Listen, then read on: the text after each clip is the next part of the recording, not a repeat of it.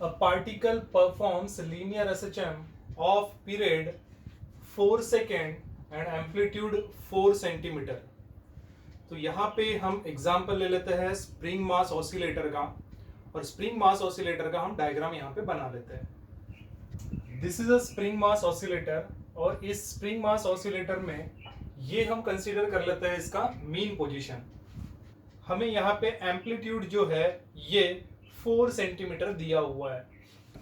So the maximum displacement from its mean position is called as its amplitude, और ये amplitude दिया हुआ है 4 सेंटीमीटर का है। आपको ये भी दिया हुआ है कि इसका टाइम पीरियड 4 सेकेंड है, और टाइम पीरियड क्या होता है, तो ऑब्जेक्ट को आपने मैक्सिमम डिस्प्लेसमेंट पर लेके आए, और जब आप इसको रिलीज करते हो तो रिलीज करने के बाद में ये ऑब्जेक्ट इधर साइड में डिस्प्लेस करेगा, मतलब मीन पोजीशन से आगे बढ़ेगा। मीन पोजीशन से आगे बढ़ने के बाद में ये कंप्रेस होके ये एक पर्टिकुलर पॉइंट पर आएगा, और यहां से फिर से आगे बढ़ेगा मीन पोजीशन से और आगे जाएगा, और मीन पोजीशन से जाने के बाद में फिर से अपने ओरिजिनल पोजीशन पर आएगा। तो इस तरीके का एक ऑसिलेशन होता है, और इस एक ऑसिलेशन को कंप्लीट करने के लिए जो समय लगता है उसी को उसका टाइम पीरियड कहते हैं, और इसका टाइम पीरियड कैपिटल टी जो हमें दिया हुआ है ये है 4 second. So the time period of this linear SHM is 4 second. आगे बढ़ते हैं। Find the time taken by it to travel a distance of 1 centimeter from the positive extreme position. Look at here. This is negative extreme position and this is positive extreme position। क्योंकि ये mean position अगर आपने लिया है तो यहाँ पे आप जीरो लेंगे, जीरो से आगे देखेंगे, राइट हैंड साइड में बढ़ेंगे तो पॉजिटिव वैल्यूज मिलेंगी आपको, और इधर से अगर आप लेफ्ट हैंड साइड जाते हैं तो आपको निगेटिव वैल्यूज मिलते जाएंगी, इसलिए ये निगेटिव एक्सट्रीम पोजीशन कहलाएगा। सो आपको ये बोला गया है कि पॉजिटिव एक्सट्रीम पोजीशन से अगर आप ऑब्जेक्ट को रिलीज करते हो तो यहां से 1 सेंटीमीटर इतना डिस्टेंस अगर ये ऑब्जेक्ट ट्रैवल करता है तो वो कितने समय में 1 सेंटीमीटर डिस्टेंस ट्रैवल करेगा from the positive extreme position. So हम मान के चलते हैं कि ये ऑब्जेक्ट यहां से 1 सेंटीमीटर इतना डिस्टेंस इसने ट्रैवल किया है, 1 सेंटीमीटर इतना distance from the extreme position. तो 1 सेंटीमीटर इतना डिस्टेंस ट्रैवल करने के लिए उसको कितना समय लगा, स्मॉल टी, ये आपको निकालना है। और यहां पे आपको एक चीज नोट करना है, it is not a time period, it just a time to travel a 1 centimetre distance from extreme position. तो अब हम यहां पे कुछ कन्वर्जेंस कर लेते हैं। गिवन आपको एम्पलीट्यूड दिया हुआ है 4 सेंटीमीटर। अब इसको ये सेंटीमीटर में दिया है, आप इसको एसआई सिस्टम में कन्वर्ट कर लीजिए, that is nothing but metre. So it is 4 into 10 raised to the power minus 2 metre. 1 centimetre is equal to 10 raised to power minus 2 metre होता है। उसी तरीके से आपको एक्सट्रीम पोजीशन से जो डिस्टेंस दिया हुआ है ये 1 सेंटीमीटर दिया है, और इसका वैल्यू मैं b कंसीडर कर लेता हूं। So b is equal to 1 centimetre. इसको भी हम मीटर में कन्वर्ट कर लेते हैं। So it is 1 into 10 raised to the power minus 2 metre. अब देखिए ये जो ऑब्जेक्ट फिलहाल की कंडीशन में यहां पे प्रेजेंट है ये मीन पोजीशन से कितनी दूरी पर है, तो ये मीन पोजीशन से कितनी दूरी पर रहेगा, x इतनी दूरी पर रहेगा। तो मीन पोजीशन से यहां तक का जो डिस्टेंस है वो हम मान के चलते हैं ये है x, और x का वैल्यू आपको कैसे मिलेगा, तो x का वैल्यू आपको मिलेगा ये इतने डिस्टेंस में से जब आप ये इतना डिस्टेंस माइनस करेंगे तो आपको x का वैल्यू मिल जाएगा। तो x आप निकाल सकते हैं, x is equal to this is a minus b, a में से आप b माइनस कर दो। सो a का वैल्यू कितना है 4 सेंटीमीटर, मतलब 4 into 10 raise to the power minus 2, minus b का वैल्यू कितना है 1 into 10 raise to the power minus 2। तो इसको आप सॉल्व कर सकते हैं, this is 10 raise to power minus 2 को आप कॉमन निकाल सकते हैं, ये हो जाएगा 4 माइनस 1 इंटू 10⁻⁻², तो आंसर निकल के आएगा 3 इंटू 10⁻⁻² मीटर। तो इस तरीके से आपने x का वैल्यू मतलब मीन पोजीशन से कितना डिस्टेंस पर है वो ऑब्जेक्ट, वो आपने निकाल लिया। 3 इंटू 10⁻² मीटर इतने डिस्टेंस पर है। अब यहाँ पे आप एक चीज याद रखिए, जब भी कोई ऑब्जेक्ट लीनियर एसएचएम करता है तो उसके डिस्प्लेसमेंट का जो इक्वेशन होता है वो ये होता है। और इसमें भी आपको दो चीजें याद रखना है कि जब भी कोई ऑब्जेक्ट मीन पोजीशन से डिस्प्लेस करता है तो उसके लिए ये इक्वेशन रहेगा। और दूसरा आपको ये चीज याद रखना है कि जब भी कोई ऑब्जेक्ट लीनियर एसएचएम कर रहा है और वो एक्सट्रीम पोजीशन से अगर डिस्प्लेस होता है तो उसके लिए ये इक्वेशन रहेगा। तो हमें यही दिया हुआ है कि ऑब्जेक्ट एक्सट्रीम पोजीशन से आगे बढ़ेगा, तो एक्सट्रीम पोजीशन से जब आगे बढ़ेगा तो उसके लिए हमारे पास में जो इक्वेशन है वो हम लिख देते हैं, equation for the displacement of an object released from extreme position is x is equal to a cos omega t। हम डायरेक्ट इस इक्वेशन का यूज कर सकते हैं। अब हम इसमें वैल्यूज पुट कर देते हैं।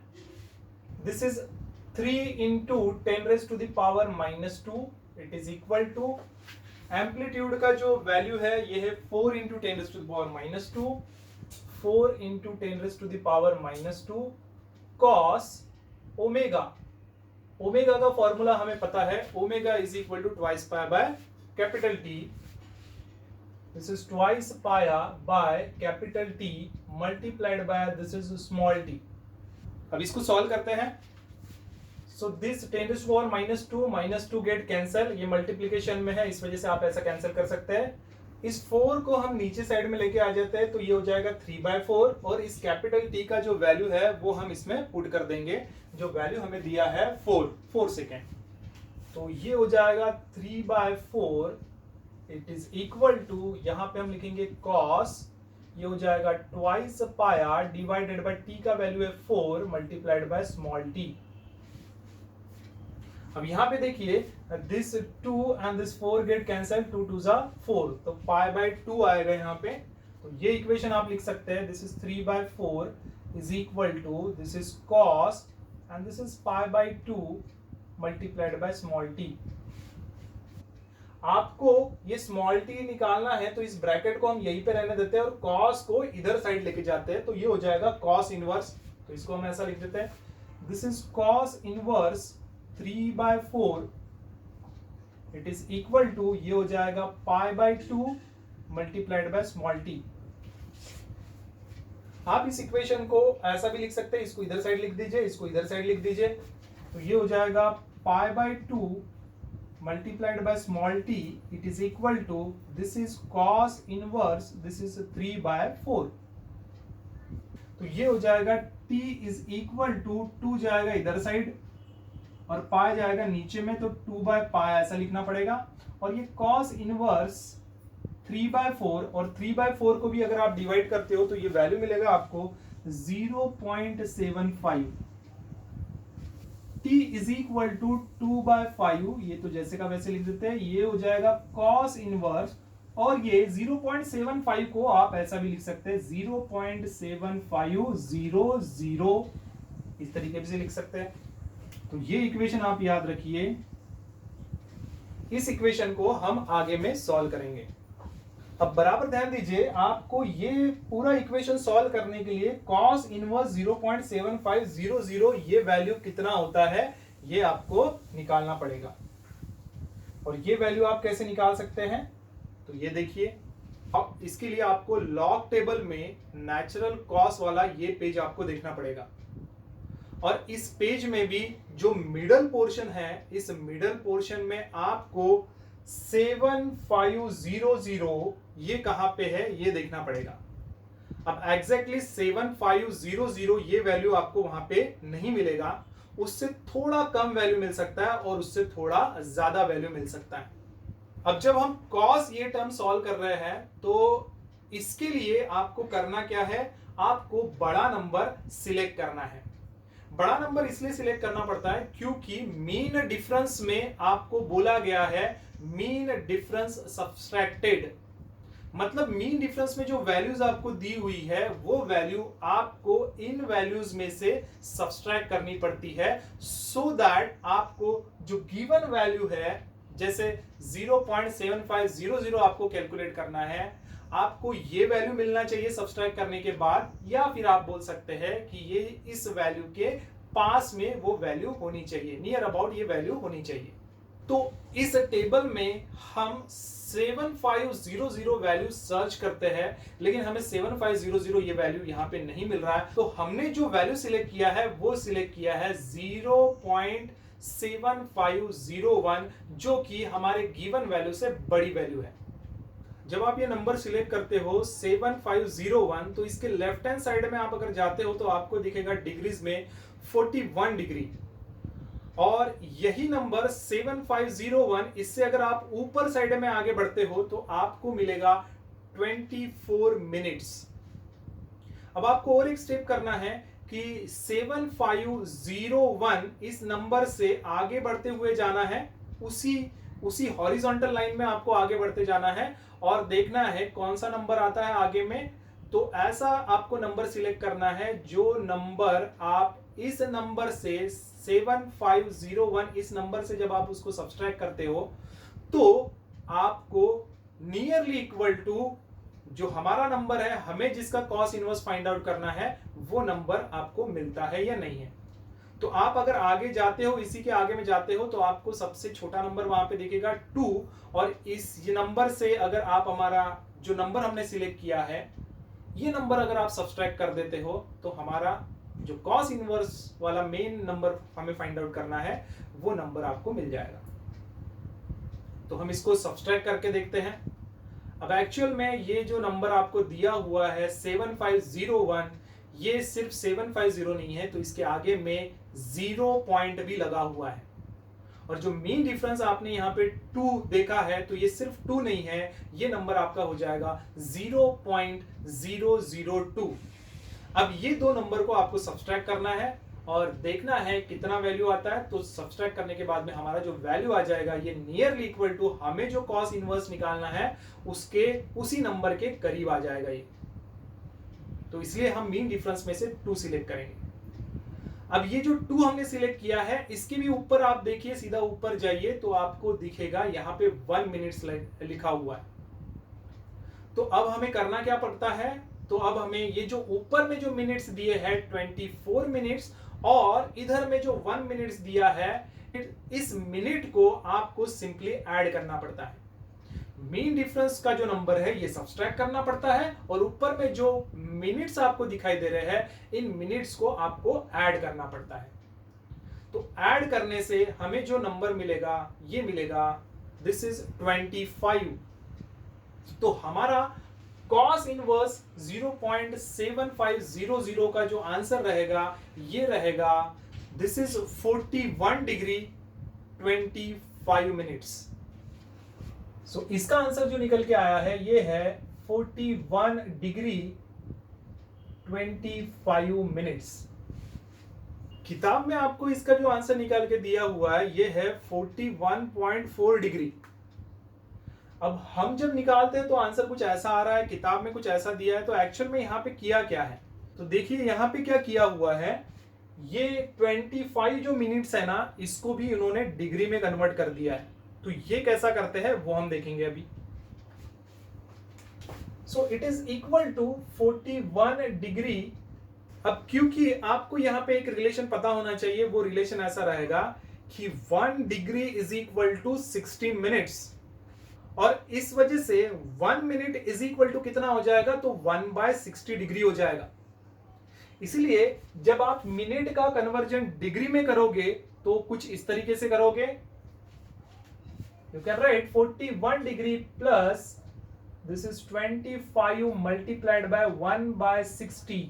अब ये हो गया पूरा डिग्री में कन्वर्ट, और यहां पे ऐड करना पड़ता है। जब भी आप ऐसा लिखोगे तो 41 डिग्री प्लस मिनट को भी डिग्री में कन्वर्ट कर रहे हो तो यहाँ पे लिखेंगे प्लस, और ये हो जाएगा 25 मल्टीप्लाइड बाय 1/60, क्योंकि अभी हमने देखा रिलेशन, ये हो गया डिग्री में convert. So this is in degree and this is also in degree, in degree को आप ऐड कर सकते हैं। तो आगे बढ़ते हैं, ये हो जाएगा 41 डिग्री प्लस, इसको जब आप डिवाइड करते हो तो ये हो जाएगा 5/12 डिग्री। अब 5/12 कितना होता है कैलकुलेट करके देख लीजिएगा, ये मिलेगा आपको, दिस इज 41 डिग्री प्लस 0.41666, ऐसा आगे बढ़ेगा, और ये सब क्या है, तो ये मतलब डिग्री में। अब आप इतना लिखिए या फिर आप इतना भी लिख सकते हैं, दिस इज 41 डिग्री प्लस 0.4, इतना लिखा तो भी चलेगा, या 0.41 लिखना है तो भी आप लिख सकते हैं, लेकिन हमें जितना दिया है, जितने की जरूरत है हम उतना ही लिख रहे हैं। दिस इज 0.4 डिग्री, आप इसको नियरली इक्वल टू ऐसा लिख सकते हैं। अब इन दोनों को आप ऐड कर दीजिए, डिग्री डिग्रीज को ऐड कर दीजिए, क्या मिलेगा आपको, ये मिलेगा, दिस इज 41.4 डिग्री, ये हो गया। So therefore equation 1 becomes t is equal to 2 by pi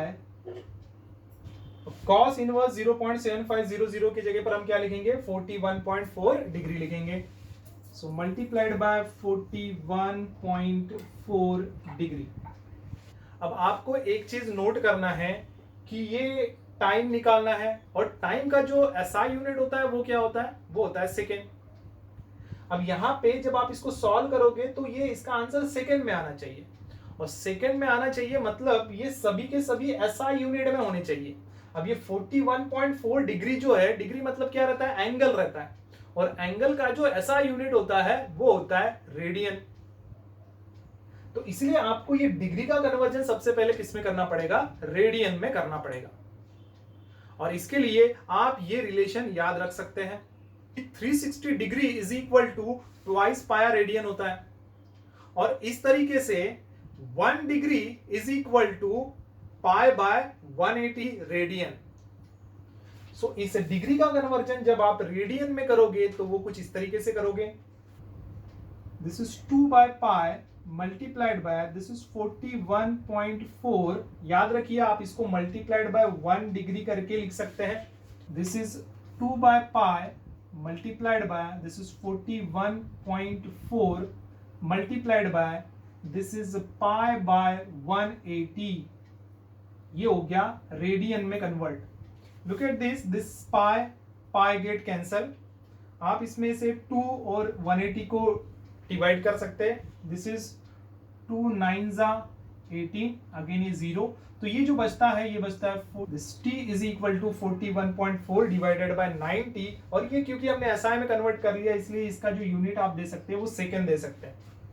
अब इसको भी हम कैलकुलेट कर लेते हैं, आप इसका कैलकुलेशन लॉग एंटी लॉग से भी कर सकते हैं अगर आपको डिफिकल्ट लगता होगा तो, लेकिन जहां तक हो सके अगर डायरेक्टली ये कैलकुलेट होता है, डायरेक्टली अगर डिवाइड होता है तो आप इसको डायरेक्टली डिवाइड कर लीजिएगा, और नहीं होता है तो फिर आप लॉग एंटी लॉग का सहारा लेके आप निकाल सकते हैं। अब आप देखेंगे तो इस नंबर को हम डायरेक्टली भी सॉल्व कर सकते हैं, और वो कैसा कर सकते हैं वो मैं आपको यहाँ पे बता देता हूँ। अब इसे आप डायरेक्टली 9 से डिवाइड कर सकते हैं, तो हम इसको 9 से डिवाइड कर देते हैं,